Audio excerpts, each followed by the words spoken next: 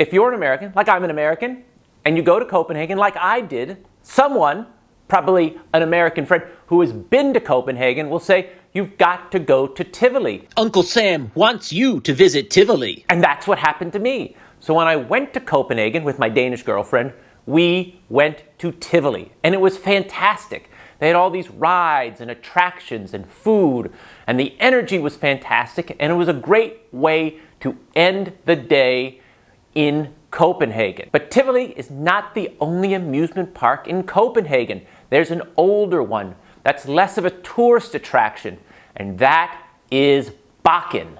Here we are at the entrance to Bakken, which is a amusement park, amusement gathering place outside of Copenhagen. Bakken in Danish literally means the hill, which I find is rather ironic because Denmark as a whole is a very flat country. I don't even think they have a mountain in the country of Denmark. I mean, they have some glorified hills that they celebrate as cause célèbres, like Bavnehøj.jpg and Ejer Bavnehøj. These hills are easier to climb than pronounce, so that they would name one of their great attractions the hill, I find, is ironically Danish. Bakken is one of the oldest, if not the oldest, amusement park on the planet. It predates Tivoli, its Copenhagen counterpart, as well as amusement parks like Vauxhall and Prater in Vienna. Bakken became Bakken in 1583 when a natural spring was discovered there. The natural spring drew large crowds, and these large crowds attracted entertainers and vendors. So an amusement park was born, just like that.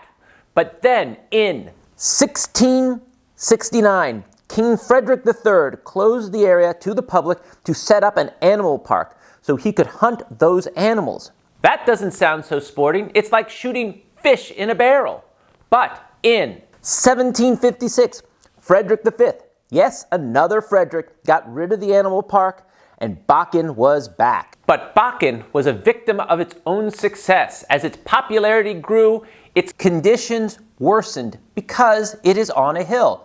So some of the business owners, or tent owners, as they are still called, created the Bakken Tent Owners Association in 1885. The association fixed many of the problems and modernized the park so Bakken could grow and flourish. Today, Bakken is a modern fairground with lots of rides, restaurants, and amusements. The park's mascot, Perrault the Clown, performs every day for young children. And Bakken is the place where the World Santa Claus Congress starts off. And it's quite festive, with lots of Christmas people having a good time. My girlfriend tells me Bakken is the amusement park where most of the people who live in Copenhagen go. Tivoli, on the other hand, caters to more international tourists. And I'll tell you, Bakken is great. You can walk around and enjoy the atmosphere, ride the rides. And they've got a number of really good rides that you can go on one after another. You can play the assorted games of chance. There's the horse race, where someone always wins. Try to catch a fish or a frog in the circular river. And figure out how to outsmart the game of coins. Yes, they still play the game of coins. And of course, eat in the numerous restaurants, most of which serve the same thing. So choosing a restaurant in Bakken is like spinning the wheel of chance. Yes, the wheel turns round and round and round, and we keep coming back to the wheel because we want the victory, we want the chocolate, we want to believe that we are luckier than everyone else. It is that spirit of wonderment that it can conjure in anyone that makes Bakken such a special place to go. Bakken isn't just the other amusement park in Copenhagen.